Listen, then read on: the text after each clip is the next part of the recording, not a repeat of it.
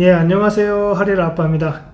네, 오늘은 한국 사람이 나미비아에 살았을 때 장점에 대해서 조금 얘기해 드리려고 합니다.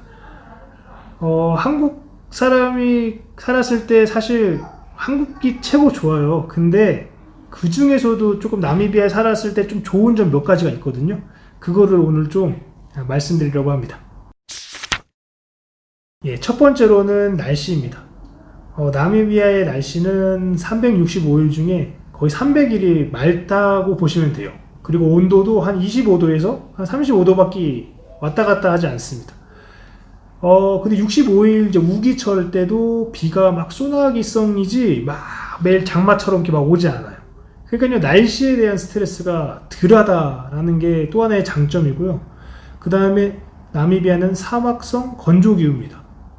이게 뭔지 아시는 분들도 계실 텐데, 쉽게 얘기하면 집 안에 들어가면, 그늘 안에 들어가면 시원하고요.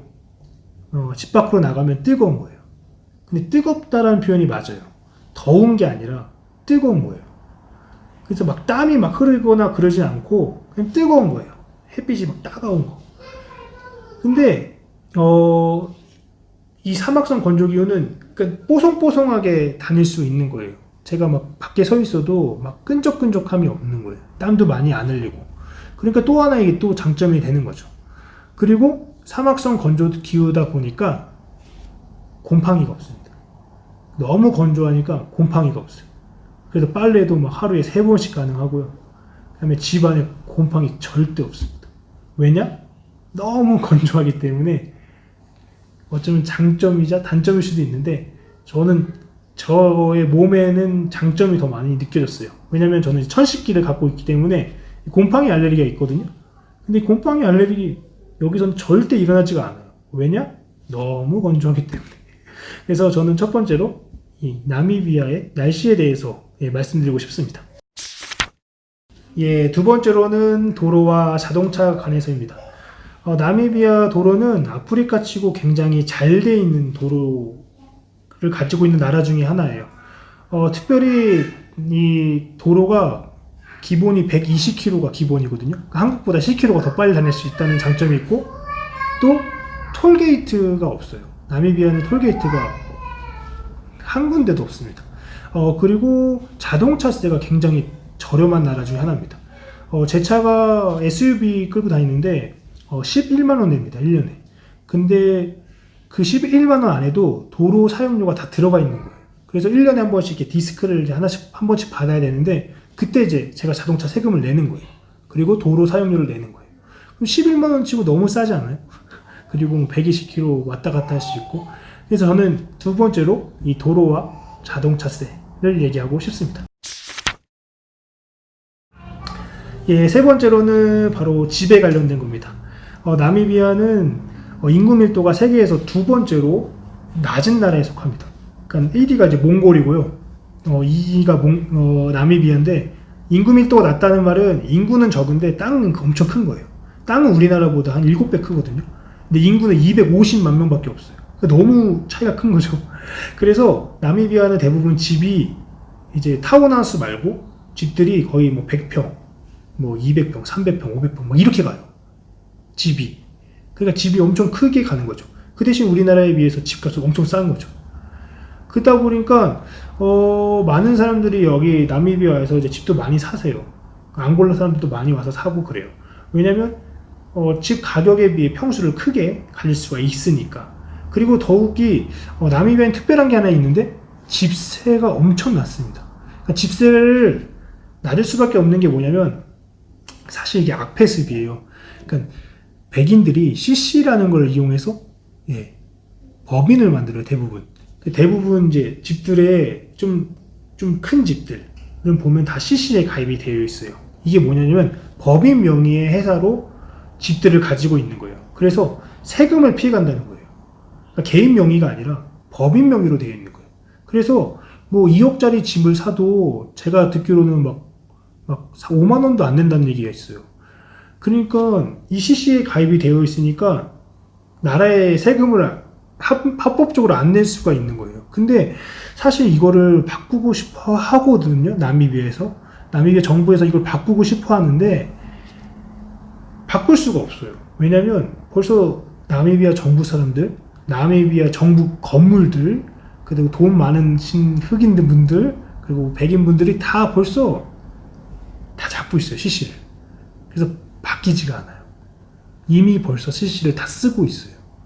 다 세금을 피해가기 위해서. 그래서 집세가 엄청 싼 거예요.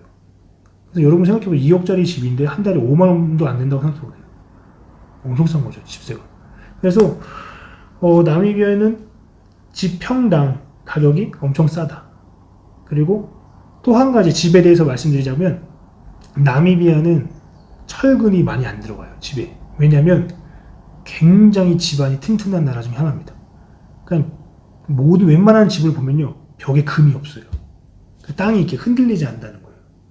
그러니까 바닥공사가 돈을 많이 들어갈 필요도 없고, 우리나라처럼 난방 설치할 필요도 없고, 굉장히 철근도 거의 뭐 들어갈 필요도 없고, 그냥 벽돌로 그냥 쌓는데도 많아요.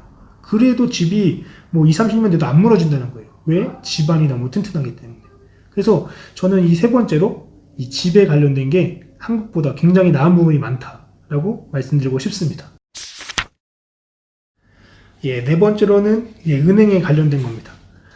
은행에 관련됐으니까 돈에 관련되겠죠. 나미비아 은행은 최소 이자율이 4%부터 시작합니다. 우리나라, 한국은 1, 2%를 금리로 얘기하잖아요. 나미비아는 원래는 7%였어요. 코로나 전에는. 근데 코로나 이후에 4%까지 떨어졌어요. 근데 다시 올라갈 거라고 봐요. 왜냐면 100만 원에서 1000만 원 내면은 100만 원일 때 4%를 주고요. 1000만 원을 내면은 5%로 가고요. 억대로 가면은 7%까지 가요. 그것도 메이저 은행에서 얘기하는 겁니다. 그러니까 여러분 되게 재밌는 거는 제 2금융권에서는 10% 얘기하는데도 되게 많아요. 내가 이자 10%씩 줄 테니까 우리 은행에다 예금에 하면 적금 들면은 해줄게. 이렇게 하는 사람들 되게 많아요. 근데 사람들이, 한국 사람들이 많이 물어보잖아요. 그러면은 그거 조금 불안한 거 아니에요? 은행들이 불안한 거 아니에요? 이렇게 얘기하는데 FNB는 아프리카에서 굉장히 유명한 은행 중에 하나고요. 스탠다드 차타드 잘 아시죠? 그 다음에 뭐 네드뱅크 이런 건 다 거의 석유 재벌들이 갖고 있는, 주주들을 갖고 있는 그런 은행들이에요. 그래서 망할 일도 거의 없어요. 근데 그런 은행들이 7%씩 막 준다는 거예요, 이자를. 근데 왜 그게 가능하냐면 대출이 엄청 세기 때문이에요.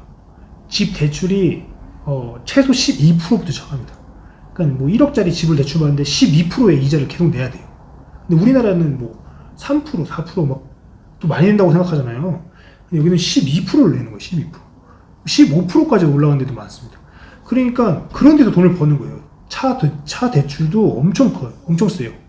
막 8%, 10% 막 올라가요, 이렇게. 그러다 보니까 거기서 돈을 벌고 내가 너네들한테 7%씩 이자를 줄게. 이거예요. 그러니까 여기서도 은행에서 그래도 남는 장사라고 보는 거예요. 왜냐면 여기 나라 사람들은 이렇게 살아왔기 때문에 이게 맞다고 보는 거예요. 그러니까 나는 계속 12%의 대출로 사는 집을 봤어. 그러니까 나는 12% 나도 받아야 돼. 이렇게 생각을 하는 거예요. 근데 한국 사람의 입장에서는 말도 안 되잖아요. 이거 어떻게 12%를 대출을 받아요. 근데 여기 나라 사람들은 12%의 대출을 받는 사람이 엄청 많아요. 그러다 보니까 은행에서 돈을 많이 버니까 7%씩 이자를 주는 거예요. 이제 이 원리를 아시겠죠. 그래서 나미비아의 네 번째로 장점을 꽂자면 바로 은행의 이자율에 대해서 말씀드리고 싶습니다. 마지막으로 다섯 번째는 인건비에 대해서 장점이 ክ입니다. 나미비아는 1시간에 최저시급이 한 1,600원밖에 안 돼요. 그럼 10시간 일해도 1,800원, 18,000원 이하라는 거죠. 근데 굉장히 싼 거죠. 그래서 한 달 내내 일을 해도 저희 농장에서 한 12만원 뿐이 주지 않아요. 근데 그 12만원 너무 적게 주는 거 아니에요? 라고 얘기할 수 있는데 최소 노멀하게 평균으로 주는 데가 8만원이에요. 8만원. 농장이 거의 8만원 줘요. 근데 제가 너무 적게 주니까 이제 12만원으로 올린 거거든요. 근데 제가 알기로는 차이나타운은 5만원 주는 걸로 알고 있어요. 한 달에. 그러니까 근데 그것도 일자리가 없어서 그걸 구하려고 많이들 한다는 거예요. 그래서 여기는 인건비가 너무 싸기 때문에 한국 사람들이 사람을 쓰기에는 되게 좋은 장점들이 많아요. 예를 들어 이제 가드너를 쓴다고 해도 저희 집 가드너 하루 쓰는데 제가 15,000원 드리거든요. 15,000원? 한번 청소, 그 가든 싹 청소해 주는데 그럼 굉장히 싼 거죠. 막 하루 한 4시간 정도 일을 하시는데 막 15,000원이면.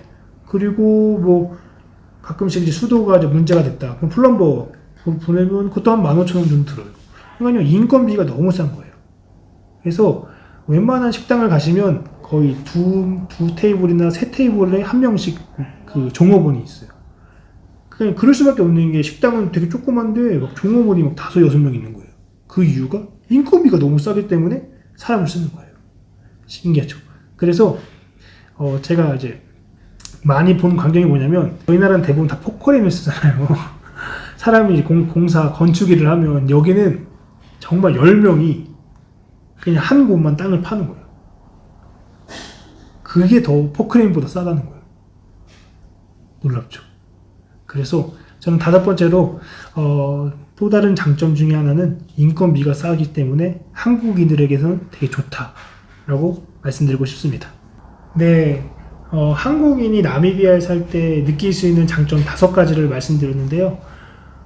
사실 뭐 이게 장점이라고 생각 안 할 수도 있는 분들도 많아요. 왜냐면 이게 좀 불합리한 것 때문에 장점이 될 수도 있는 거거든요, 저희가. 근데 한국 사람들이 느끼기에는 충분히 장점이라고 느끼는 걸 제가 말씀을 드렸고요. 조금 재미보다는 조금 정보를 알려드리는 데에 초점을 맞춰서 말씀을 드렸습니다. 영상 재미있게 보셨으면 구독과 좋아요 부탁드리고요. 다음에는 더 좋은 영상으로 다시 한번 인사드리도록 하겠습니다. 네, 감사합니다.